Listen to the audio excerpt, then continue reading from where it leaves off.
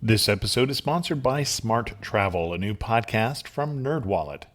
You know that one friend who always finds the best travel deals, picks the right cards, and somehow ends up in first class for the price of coach? Smart Travel is like that friend, but in podcast form.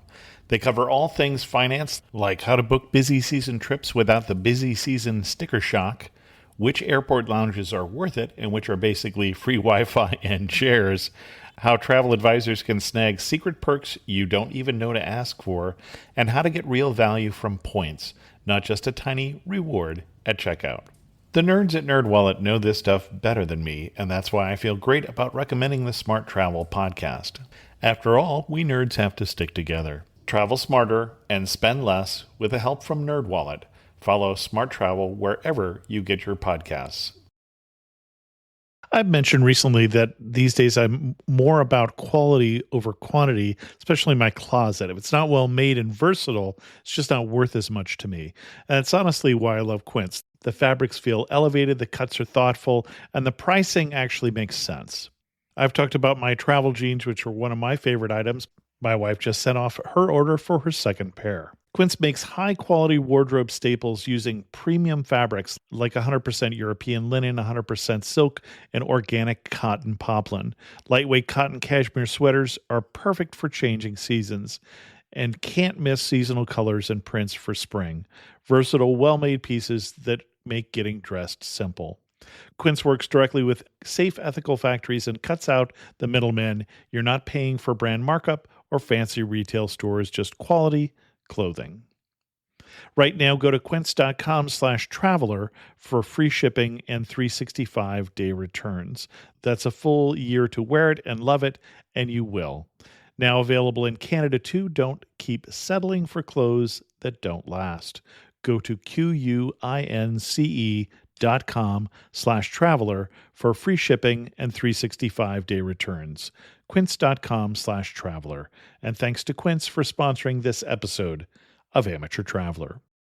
Amateur Traveler, episode 988.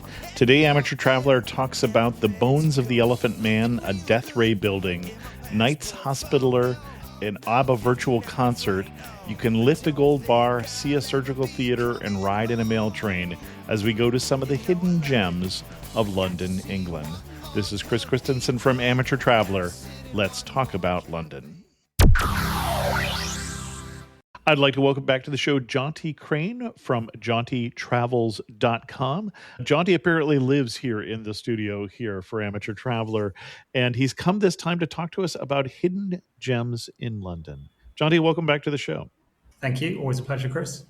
You have talked to us about a number of destinations, including New Zealand and Timor-Leste and other places. Why London? What's your connection with London? Well, London's one of the world's great cities, so I guess anybody who's travelling has probably been to London or has London on their bucket list, and you can easily fill a week or two exploring just the city. I guess everybody's heard of Buckingham Palace, Big Ben, Tower of London, Tate Modern, the Changing of the Guard, British Museum, London Eye, but there's so many more sites that are worth seeing that are arguably just as interesting and a lot less busy, so that's what I'd like to share with you today. And it's unusual because it's a well-known destination compared to the ones I usually talk about, and I will try and not mention hiking. So that will be a first for me, I think. Now, I think you actually answered my second question first, which is why should we talk about London? But what is your connection with London? So I lived in the UK for 29 years. That's why I've got this accent. And I've been in New Zealand for the last 15 years. So I'm a Kiwi now. So I worked in London for 5 years. And then every time I go back, so for the last 15 years, basically every year, apart from some of the COVID years, I've gone back to visit family. And every time I go back, I go up to London and spend a few days up in London. So I know the city well, but also having worked and lived there, but I also know it as a visitor. And it's interesting visiting on an annual basis because you go back and you're like, that skyscraper wasn't there last year. These things, I think I see the differences more because of the gap as opposed to if you're there, then that's just part of the day-to-day. And you and I talked beforehand that I got some questions this time. This is the first episode we'll be doing this from the patrons of the show. Unfortunately, two of the questions I've got, we're not going to be talking about. So Justin wanted to know pubs that open early, and you were not going to be helpful with that when you said. I don't drink, so I'm not a big frequenter of pubs. And then Nina was asking for a great place to go for tea, a budget place that wasn't Savoy. I've never done it, to be honest. There's so many things to do. But I can do the third one. And the third one was she wanted to know what sort of quirky places, Atlas Obscura type places that cannot be missed. That's exactly what we're going to be doing this episode. Correct. That's the whole episode is about the quirky places. And I know, Chris, there's a couple of previous Amateur Traveller episodes on London. Yeah. So I've tried not to duplicate anything that's in those episodes. Did a very good job of giving an overview of the main sites. And I think they actually talked about afternoon tea, if I remember correctly, ish episode from a few years ago. Maybe check that one out. Excellent. Yeah, and I think we have, in fact, a two-parter episode on London in the archives here. But what itinerary are you going to recommend for us? So I'm going to give you a range of different things you can see and do. There's probably a bit of a historical tint to it. It's kind of the obvious thing in London. It's a very historical city. And I'm going to talk to you about them by geographic region. So the idea is if you're planning your trips to London, then you can think, I'm in this area, I'm going to go and see Big Ben or whatever. Or maybe you might want to consider adding these other things into your itinerary. So where are we going to start? Let's start in Greenwich and East London. And this is probably one of the more known areas, but it's a great day trip away from the city centre. That's not necessarily something that everybody does. So let's start with Greenwich. This is probably one of the most attractive parts of London. There's lots of greenery. There's a hill, which is quite large by London standards, quite small by most other standards, but it does give you a bit of a view over the city. And there's a few attractions around the Greenwich area. So one of the most well-known is the Cutty Sark. This was a 19th century tea clipper. So a beautiful ship that was built for speed. So the idea was getting the tea fresh from India to the UK as fast as possible. And so they was basically quite competitive in terms of who could have the fastest sailing ship, which worked well until steam came along. They're very much of their time, 19th century. Now, unfortunately, there was a major fire on the ship in 2007. Luckily, when the fire happened, pretty much everything inside the ship had been taken off for restoration, so they didn't lose as much as they feared. But anybody interested in nautical history, it's a pretty great place to visit. There's also the Greenwich Foot Tunnel, which is a footpath tunnel underneath the Thames, which dates from the Victorian era, so that's quite unusual. There's also the old Royal Navy College, which the likes of Captain Cook spent time at, and it's a beautiful collection of buildings. And the Royal Navy was so important to the history of Great Britain, and that's a really good place to understand some of that story. It has a beautiful painted hall, and there's also the elegant Queen's House, which was the first Palladian-style house in Britain, designed by Indigo Jones. So anybody's into architecture, that's a really fascinating building. See, it's very kind of white and austere and quite different from Baroque and the previous styles. And I'm going to interrupt here for just 1 second, because one of the things you talked about was the Greenwich Foot Tunnel. And I have walked the Greenwich Foot Tunnel, but the first time I was in London was with my son, who was an infant. He was a toddler, and my wife 6 months pregnant. And the day that we walked the Greenwich Foot Tunnel, every single escalator and elevator we had come to was broken. This is back in 1989. And I very distinctly remember the Greenwich Foot Tunnel because that was where my wife lost it. That basically at that point she was exhausted. She was very pregnant. She was 6 months pregnant. And she said, I can't go on, as she was sobbing as we walked through the foot tunnel. And you can't stop. You can't stop in the Greenwich Foot Tunnel. You're under the Thames. You can't call a cab. You have to carry on through. We got to this far side. Fortunately, the elevator was working. We went and got tea there at the old palace there, I think is where we got it, right by the Naval Museum. And then I put her on a bus and sent her back to the flat. But very distinct memories of the Greenwich Foot Tunnel. 37 years ago, so it must have been quite a moment. Where to next? Okay. Greenwich is also home to the National Maritime Museum, which is one of the largest in the world. So if you like anything nautical, that's a great place to spend some time. And it's also home to the Royal Observatory, where Greenwich Mean Time lives. So the line on the ground, which denotes GMT, that is at the observatory. And there's quite a lot of, I think, like mechanical clocks and ingenious devices. So you can easily spend a whole day in Greenwich. It's a fantastic day out. Also in East London is the Queen Elizabeth Olympic Park. So this is a legacy of the 2012 London Olympic Games, named after the former Queen. And it's now the largest urban park in London, some 560 acres. It's got some landscape gardens. There's this weird orbit tower, which I think when it built, it had one of the longest slides in the world. It's this big thing made of steel. It's quite quirky, and you can do a very long slide ride down to the bottom. There's also quite close to some canals, which are quite photogenic. And they've just opened, I think, in the last year or so, the Victoria and Albert Museum, which is a must-see in the city centre. They've opened up what's called the East Storehouse, which the idea is it's there to hold the collection and as a research centre. But they've opened it up so you can actually go inside the storage facilities and see, because most museums, especially the ones in London, there's probably 2 or 3% of the collection is actually on show at any one time. So this allows you to see a lot more of what the museum is actually holding. And for fans of David Bowie, there is a lot of his memorabilia has been collected in there. So that's a great place to explore out east.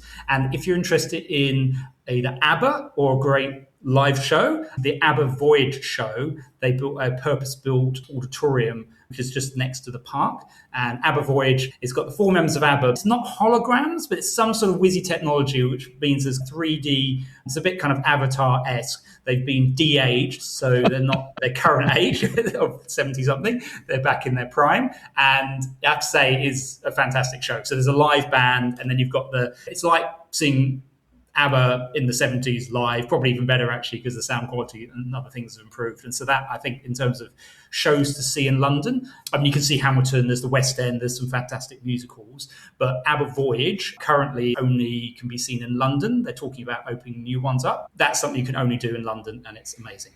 Now, moving on into the city of London. So this is the commercial and financial hub of the city. That's where all the tall buildings will be seen. So the Gherkin, although the Gherkin's now obscured by the cheese grater and all sorts of other funny shaped skyscrapers. Now, this is very busy during the week because it's full of traders and people working in commercial centres. But if you go at the weekends, it's a very quiet place. And a few things to explore here. One is the Sky Garden and Lookout. Now, this is in the building which locals will call the walkie-talkie, which is close to the Gherkin and the cheese grater. Now, interestingly, it's unusual because the building gets larger as it goes up. And after they first opened it, it also got nicknamed as the Death Ray because it has a concave exterior.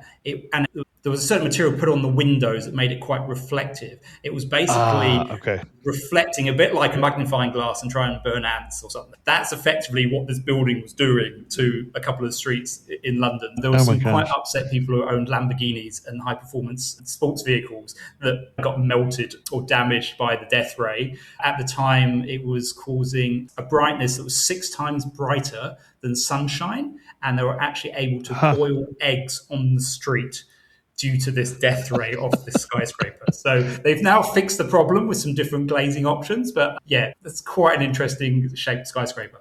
Now, you can go to the Shard. That's the very pointy, very tall skyscraper, and you can get views from the lookout there. That's £25.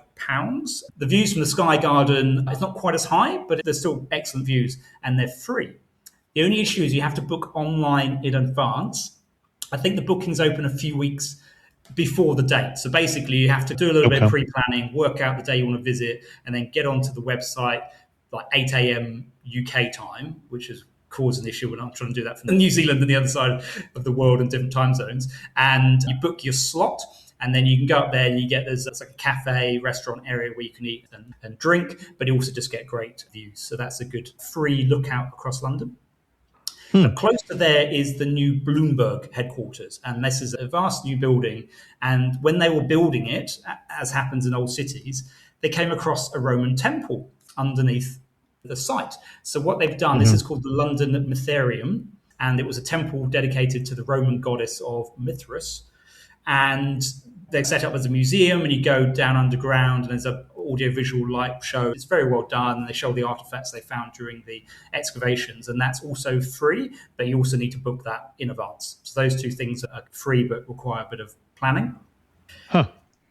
Now, in the City of London, there's this little place called Postman's Park, which it just looks like somewhere where locals will go and eat their sandwich at lunchtime, and it's a small green area. But as part of that, there's a thing called the Memorial to Heroic Self-Sacrifice. And now this was set up, basically somebody wanted to commemorate particularly younger people who died in tragic situations trying to save other people. So it's incredibly moving reading all these plaques. It's basically, a corner of the park has got a wall with all these plaques on. So some examples is David Selves, aged 12, off Woolwich, supporting his drowning playfellow, sank with him clasped in his hands. James Henry Briscoe, age 8, at Walthamstow on December 30th, 1890, he saved his little sister's life by tearing off her flaming clothes, but caught fire himself and died of burns and shock. And William Fisher, aged 9, lost his life on Rodney Road, Walworth, while trying to save his little brother from being run over. So they're quite heartbreaking, quite powerful little memorials. Often a lot of the events were during kind of Victorian times. So that's just quite an interesting, quirky thing that you would not know about unless you happen to be in Postman's Park having your lunch, or you've listened to this podcast and want to check. I think that's exactly what Nina was looking for. Here you go. Perfect. There's also the Bank of England museums. So the Bank of England is a pretty grand classical building, and inside there is a free museum which tells you all about banking. Like quite a lot of cities have like a banking museum. They're an acquired taste. I think they're very good if you've got kids and want to do some education. I think one of the cool features about this museum is you can lift a real bar of gold, and you can feel the weight of the gold bar. Now, obviously, there's some security around it, so you can't just run away with it, but It's quite fun to realise quite how heavy a bar of gold actually is. And then there's also the Guildhall Art Gallery, and this has one of the best collections of Victorian art. It's particularly strong on Pre-Raphaelites, which are quite romantic paintings, quite literary inspired, quite an interesting genre. And that, again, when they were building that, I think it's a sort of 1960s, 70s brutalist concrete building, they found another Roman artifact underneath. So they found the remains of a Roman amphitheatre. So again, you can go down to the basement and you can see the amphitheatre. And again, that's a free place to visit. So that's very good. And there's also quite a lot of churches. So obviously there's a Great Fire of London. A lot of central London was destroyed. And after that, Sir Christopher Wren was very busy, and he designed a huge number of churches, including St Mary Le Bow, St Stephen Walbrook, St Andrew Holborn, and St Mary Aldermary. And so you get these modern CBD. It's the business district. It's big glass skyscrapers, and in between you've got these tiny little Wren designed churches, which are quite atmospheric to visit. He also designed the new version of St. Paul's. St. Paul's Cathedral, yeah. So it's interesting to see, obviously he did the massive cathedral, but he also did quite a lot of pocket churches. Let me introduce you to Rakuten. I've known about Rakuten for years, although we've never talked about it on the show. They help you earn cash back and rewards on nearly every purchase. Rakuten opens up a world of rewards. You can earn cash back on fashion, beauty, electronics, pet supplies, kids stuff, groceries. But what I'm here to tell you is with Rakuten, you can get cash back on travel too. Join and save on your next trip. You'll get cash back on the flight, the hotel, and the rental car.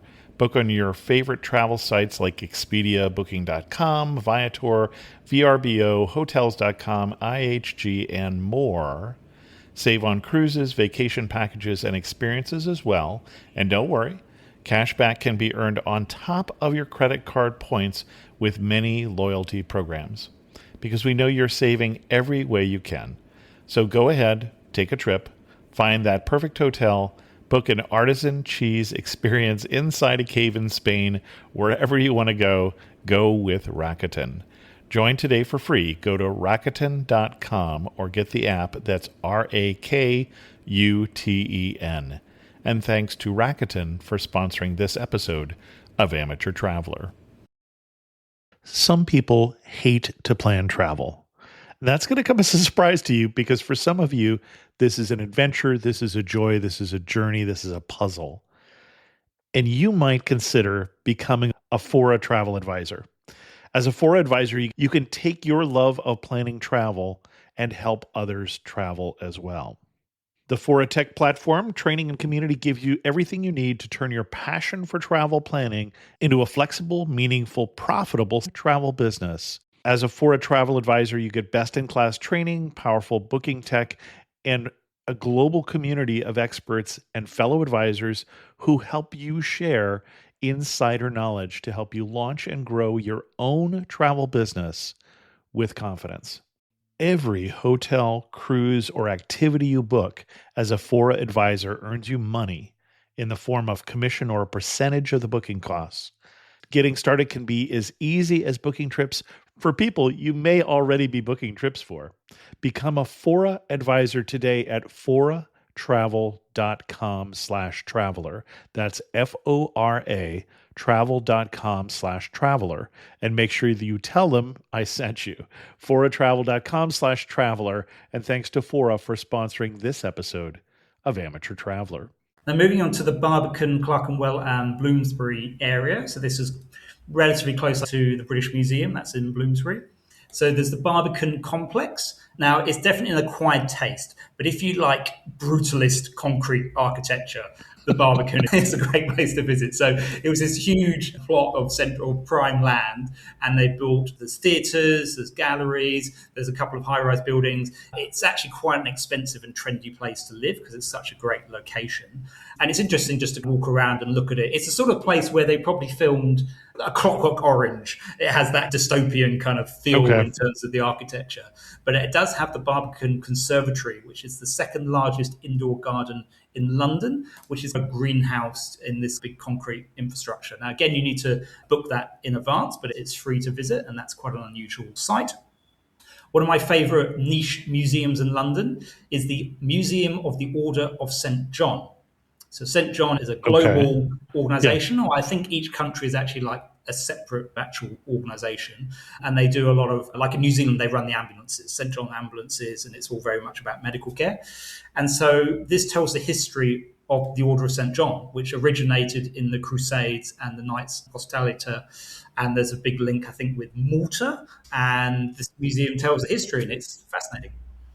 Close to there is the Freemasons Hall. So Freemasons, it probably depends on your perspective what they are, whether they're a cult or whether they're a religious community. But they do have a monumental Art Deco building and headquarters, which is the United Grand Lodge of England. So that, again, is free to visit, and there's guided tours available. And it's just quite an interesting thing. It's pretty impressive from the outside. You probably can walk past it not realizing that you can go inside, but that's definitely worth visiting.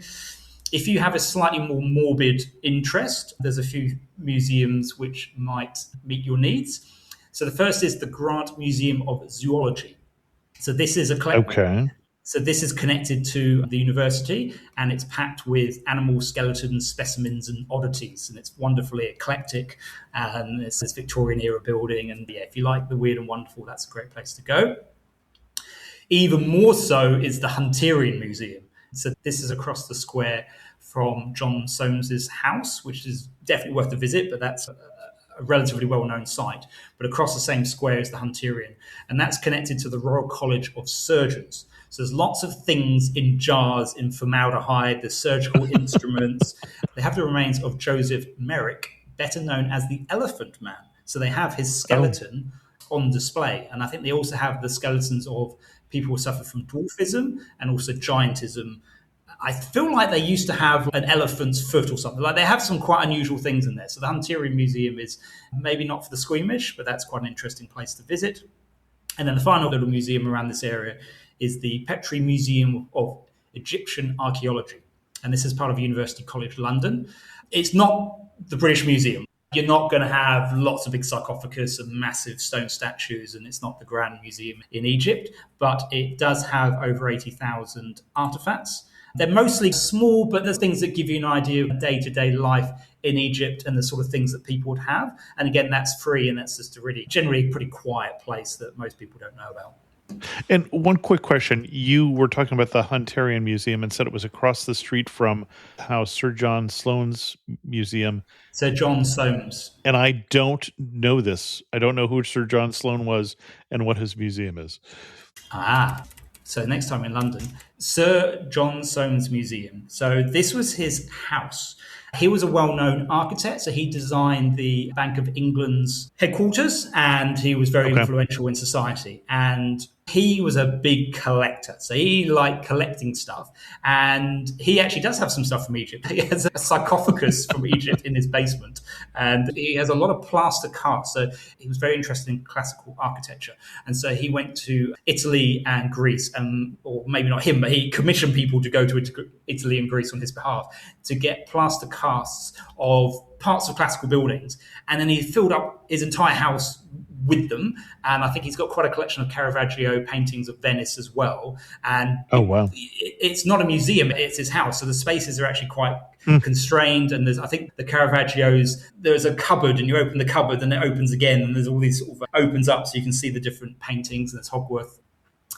And there's Yeah, there's various well-known pieces of artwork in there. So it is a fascinating place to visit. I think, again, it is free, but you do definitely need to book in advance because it is a former house.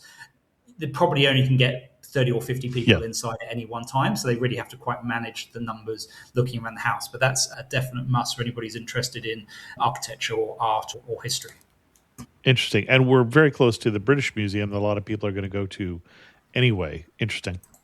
I think so. The British Museum now, best to get a ticket online. They've got quite a lot of security. If you go in the peak season, it's overwhelming. Like I remember going the first trip back up post-COVID, and I'd been used to being in New Zealand during COVID times, and everything was pretty quiet. And then I was in the British Museum, and there was tens of thousands of people in there. It was absolute chaos. It is one of the world's greatest museums. But there's all these other little quirky museums which are not far away, which are a lot quieter and worth checking out whilst you're in London. Yeah. I would have said it's one of the world's best collections, not necessarily my favorite museum in terms of how a lot of it is displayed. But it's a must visit, but I think you do need to think about how you're going to visit. So visit first thing in the morning, visit late afternoon. If you can come to London out of peak season, that will really improve your enjoyment of the museum. Now, moving on to the West End, Covent Garden and Soho. So these tourist central. I think most people who visit London will spend some time here. This is where all the shows are, the musical, the theatre. Covent Gardens is very well known for human statues. So the people who are dressed as an Egyptian mummy who stand there for hours on end or various things. So it's very touristy, but there are a few things there which people may miss when they visit. The first one is the National Portrait Gallery. Trafalgar Square has the National Gallery, very grand, but behind that is the National Portrait Gallery, which I prefer far more than the National Gallery, if I'm honest. It's not quite as busy. I think word has gone now it is quite popular, but it is not quite as busy as the National Gallery. It's recently been refurbished, and it basically has portraits of well-known British people, from Shakespeare through to Stormzy, who's a British rapper. And so you get this combination of basically the history of Great Britain over the last 500-600 years, if not more. I think it goes back to Elizabethan times in terms of the people portrayed in the artwork. So you get to understand, there's a little biography about them, but you also get some of the best known British artists, their work is also displayed in there. So I think you get that sort of double benefit to see the best of Britain in terms of the people it's created and also the artists it's produced and some fantastic pieces of artwork. So yeah, really highly rate the National Portrait Gallery. In Covent Garden, there's the London Transport Museum. Now, if you're visiting with kids, this I'd say is a must-do. So this has about 200 years worth of various ways of getting around London. So there's lots of buses, there's trams, there's old tube trains. It's very interactive and hands-on. It's in quite an impressive building, and that's just a great thing for anybody who's a bit of a transport geek or has got kids to while away a few hours. And then on the Thames... and don't they have a walking tour of some of the underground tunnels from that museum now?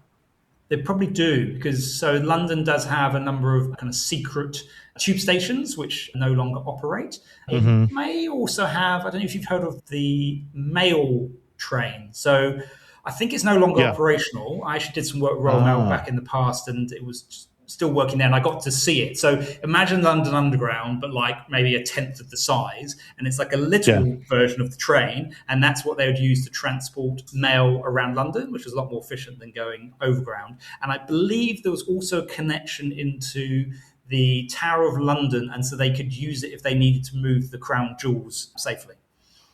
Oh my gosh. Okay.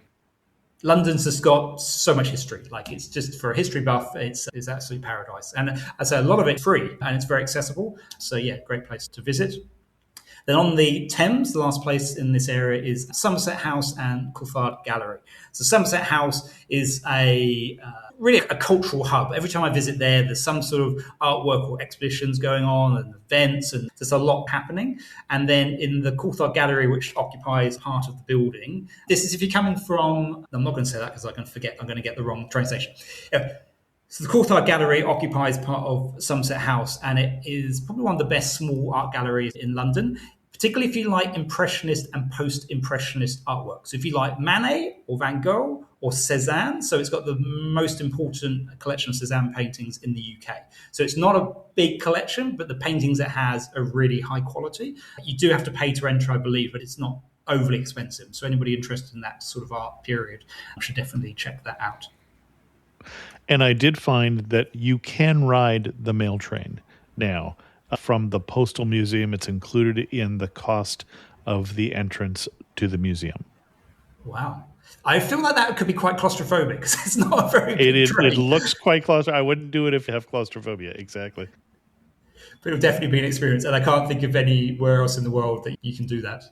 So heading out to Marylebone and Fitzrovia, a couple of good museums here. So there's the Wallace Collection, which is housed in a grand 18th century mansion.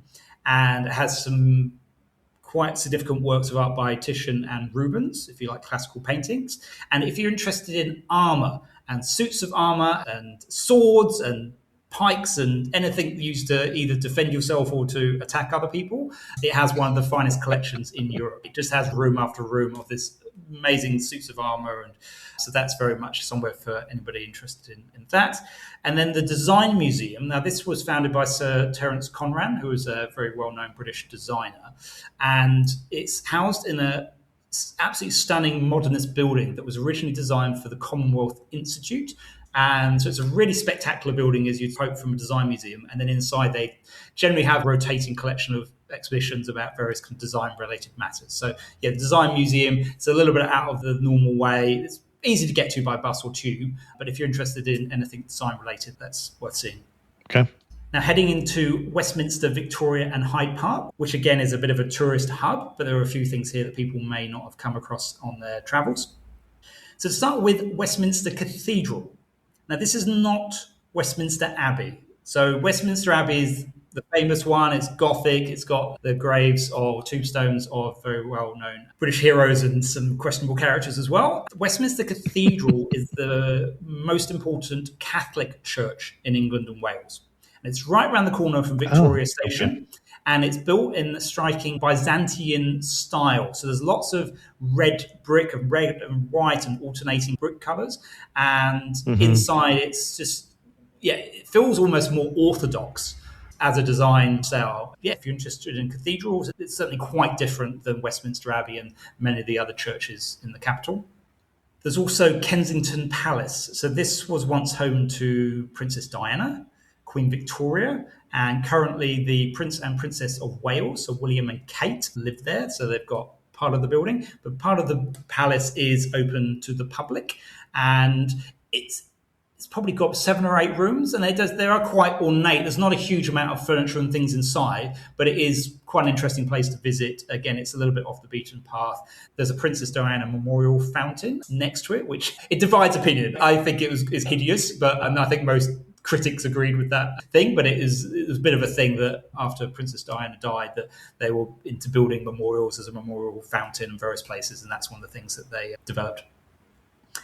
Okay. Now, close here, there's the House and Wellington Arch. So the Duke of Wellington was quite important in British history because he helped defeat Napoleon. So this is the beginning of the 19th century. Yeah. So you've got the Battle of Waterloo, and he was one of the first prime ministers, I believe, of the UK. And so he has his home, which was known as Number 1 London. And if you like big old houses, I think it is National Trust, actually, that will meet your needs. And across from there is the Wellington Arch, which was built in memory to him. And again, I think you can go up the inside of the arch and get some quite nice views from the top there.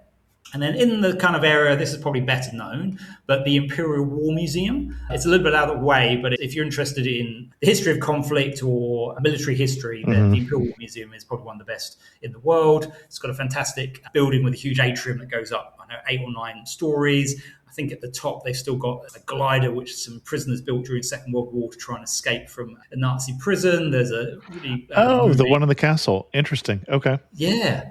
One from the castle, and there's there was a good movie about that, but I don't remember the name of the movie. Coldwitz. Okay, thank you. I think. And I haven't been there for a few years, but they had a very powerful area dedicated to the Holocaust, and there was a big section about World War One, World War Two. Obviously, I remember seeing V1 and V2 bombs or flying bombs in there as well. So, yeah, anybody who's a bit of a military buff will enjoy the Imperial War Museum. The movie was The Birdmen. That's it. And then the penultimate area to cover today is the South Bank and Southwark. This is the South Bank of the River Thames, and it's always very buzzy. There's always lots going on, and it's really nice just to walk the entire length of the South Bank. The South Bank is far more pedestrian friendly compared to the North Bank. You walk along sections, and then you can get blocked, or it's not as pedestrian friendly, definitely. So the South Bank's a place to go. There's the National Theatre, there's the Hayward Gallery, there's the Royal Festival Hall. There's always something going on. There's street performances, there's shows, and it's just always got a real buzz about it, and it's quite pleasant to walk along by the Thames. I don't know about you, but I worked hard for my money, and I like keeping it. Unfortunately, traditional big wireless carriers also seem to like keeping my money too. Before Mint Mobile asked about being a sponsor in the show, I was already looking at Mint Mobile because what they offer, the same towers, the same service for less money, was something that appealed to me. After years of overpaying for wireless, I was fed up with the crazy high wireless prices and bogus fees and free perks that actually cost more in the long run. Bring your own phone, activate with an eSIM in minutes, and start saving immediately. No long-term contracts, no hassle. If you like your money, Mint Mobile is for you. Shop plans at mintmobile.com/traveler. That's mintmobile.com/traveler. Upfront payment of $45 for 3-month 5 GB plan required, equivalent to $15 a month. New customer offer for first 3 months only. Then full price plan options available. Taxes and fees extra. See Mint Mobile for details. And thanks to Mint Mobile for sponsoring this episode of Amateur Traveler. I've talked about OneSkin before on the show. Their face moisturizer is part of my daily routine. Again, trying not to make my face look like that old weathered couch now that I'm in my 60s. Quint stands out because it's rooted in real longevity science. The founding team are longevity researchers focused on the root causes of skin aging. Many of the visible signs of aging, like wrinkles, for instance, are linked to senescent cells, also known as zombie cells, which is a cool name, but not something you want. Instead of covering up aging, OneSkin targets and reduces those damaged cells. Their proprietary peptide OS1 is the first ingredient shown to switch off those cells and slow skin aging at the source. Born over a decade of longevity research, OneSkin's OS1 peptide is proven to target the visible signs of aging, helping you unlock your healthiest skin now and as you age. For a limited time, try OneSkin with 15% off using code TRAVELER at oneskin.co/traveler. That's 15% off oneskin.co with code TRAVELER. After you purchase, they'll ask you where you heard about them. Please support the show and tell them I sent you. Now, quite far along the Thames is near Vauxhall, which is the stop before London Victoria if you're getting the train into London, which I used to do that line pretty much every day. So there's Tate Britain. So most visitors will visit Tate Modern, which is the famous bankside art gallery in a former power station. I like the building. I have to say the collection is patchy. It's nowhere near as good as some of the art collections in, say, New York or Los Angeles in terms of how complete its survey of modern art is. But Tate Britain is, if you're interested in British art, that is the best place for British art anywhere in the UK. It's got a fantastic collection. It's got a whole wing dedicated to Turner, one of Britain's most famous artists. And it's generally a little bit quieter than Tate Modern. And yeah, Tate Britain's is very worth visiting. Near London Bridge, which is one of the main train stations in London, there's a place called the Old Operating Theatre Museum. Now, again, you wouldn't know about this unless you walked down Back Street near the train station and saw the signage. But this is a surgical theatre, probably one of the first surgical theatres in the world, where in the 19th century they performed operations before anaesthetic. And it was before anesthetic, and you also had an audience as they were operating on you. So it's basically seems like a really bad idea.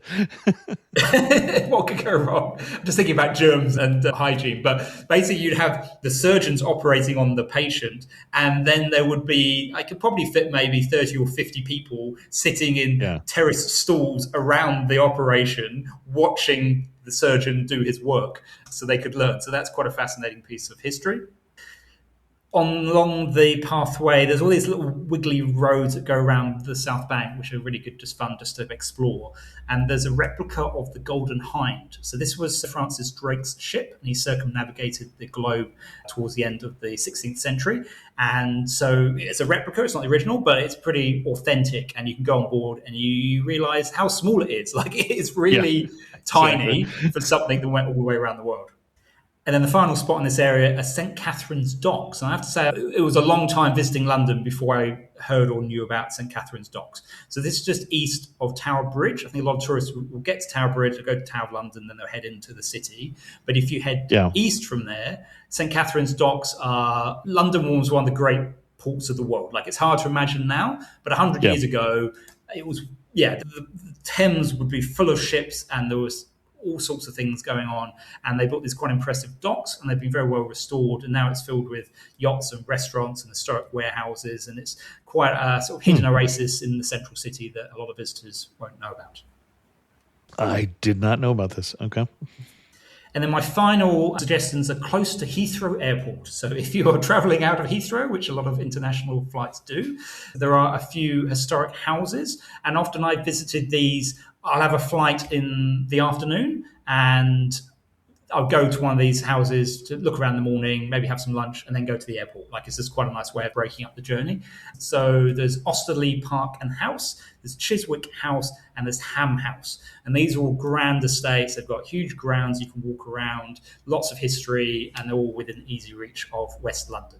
Again, if you've got your own car. So if you rent the car, you're not going to use a car in central London. But if you're doing a trip around the UK and you had to fly out from Heathrow and you had to return the car in the afternoon, these would be good places to visit. I don't think they're particularly accessible by public transport.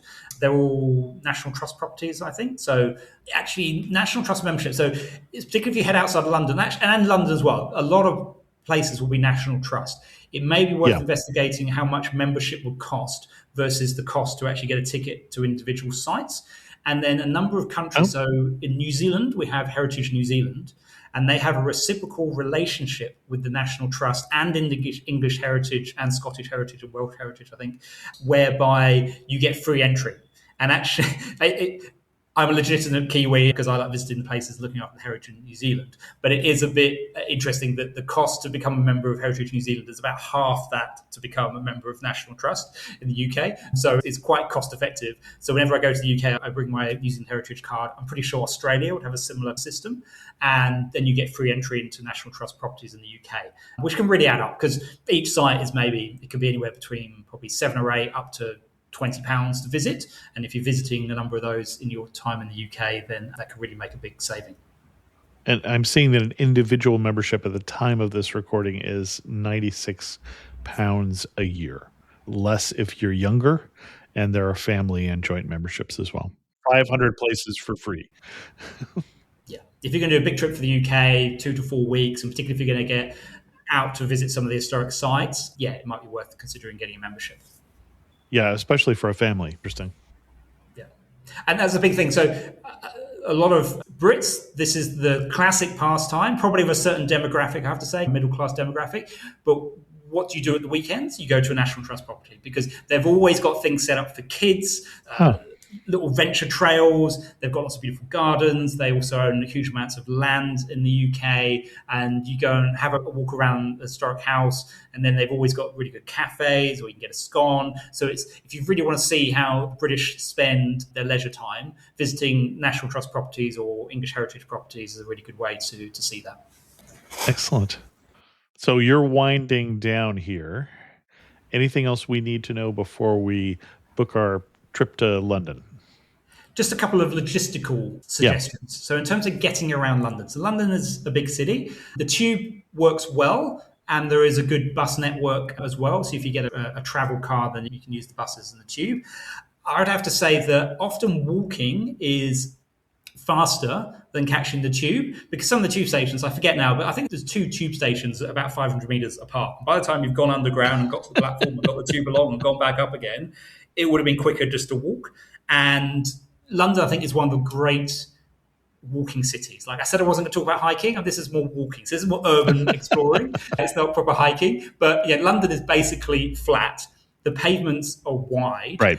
There is actually very little traffic downtown, and the streets generally are only like 1 or 2 lanes wide. So crossing the road is really easy. Whereas I found in somewhere like New York or Chicago on a grid system, it's hard to get into a flow because every block you got to stop and you got to wait for the lights or jaywalk, or you can't get that flow of just walking for mile after mile, which you can do in London. And a lot of the places that I love about London, and a lot of the places on this podcast, I've come across just by walking around the streets. So you're like, oh, there's an old operating theatre museum. I didn't realize that would exist, but I saw that just because I was walking around. So if you walk around, keep your eyes open, that's a really great way of exploring London. And also cycling now. When I left in 2010, that wasn't really a thing. Now, the number of cyclists in London, I think, is exceeding, or certain number of people driving. Like, it's a huge number of people now cycle, and you can get these bikes, like in many cities in the world, where you can rent them for a fixed period of time. And there's a lot more cycle infrastructure, dedicated cycle lanes, making it a lot safer to ride around on a bike. So that would also be a great way to explore London. Excellent. And then one final thing I thought I would mention, because it's been quite topical in the news recently, is around safety in London. So there's quite divergent views, actually, interestingly, both within the UK and also globally, about how safe London is. So if you listen to certain politicians, they will say that London is a hellhole, crime-ridden, why would anybody go there?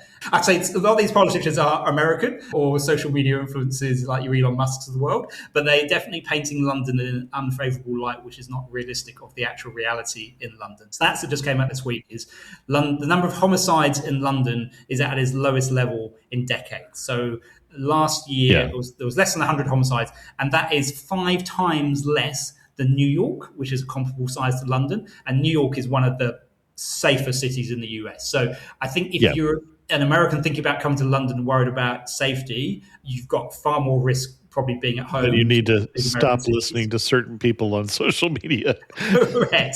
So I'll just say London is very safe. Yeah. Like any big city, I've never come across any scams, but one thing that has become an issue recently is around phone theft. And what they look for is people who have got their phone open. So if you're walking along the street, talking on your phone, they will grab your phone, and it's unlocked because you're talking to somebody, and then they can do stuff with it. If your phone's locked, they're not going to bother. If your phone's put away, they're not going to bother. Most tourists are probably not walking around having a big conversation on their phone. A bit safer, but it's always, in any big city, you just got to pay attention to your surroundings and what's going on. But generally, like, the chance of anything serious happening to you in London is very slim. I feel perfectly safe walking around London pretty much anywhere. So yeah, I just thought I'd mention that. Yeah, no, that's actually funny to think of London as not safe. That's just not true. Excellent. As we go to wrap this up, I'm just thinking of what other questions can I ask you, because we don't do this that often. In terms of side trips, if you're in London, do you have a favorite 1 or 2 side trips that you would add to if you had a couple extra days in London? I guess the popular ones are going down to somewhere like Brighton on the south coast. Yeah. It has a beach. Just to warn people, it is a rocky beach. So don't imagine beautiful white sands. But it's quite a buddy place, Brighton. There's lots of cafes, there's lots of art galleries. There's the Brighton Pavilion, which is a very eclectic Victorian-era building that was built in Indian Raj-style pavilion. I think it was built probably for the Prince Regent near the coast there. So that's an interesting little visit. People go up to the Cotswolds. I wouldn't say I can't stand the Cotswolds, but the Cotswolds, they're just too touristy for me. Yeah, they're very picture postcard, but therefore you get a lot of traffic and a lot of people wandering around these small villages that aren't really designed for that amount of people. Bristol and Bath are very pleasant cities, lots of history and things going on there. And again, you can get a train from London, probably 3 hours out to those places. Heading north, again, the train network, I'd probably actually, when I travel around the UK, I would not generally drive. I would catch a train, particularly if you're doing a city break approach. So it's very easy to get a train from London, say, up to Manchester. So Manchester's a very historic city. It was very much the hub of the Industrial Revolution. And so it was a very wealthy place It was one of the wealthiest cities in the world at that time. It has a lot of historic sites.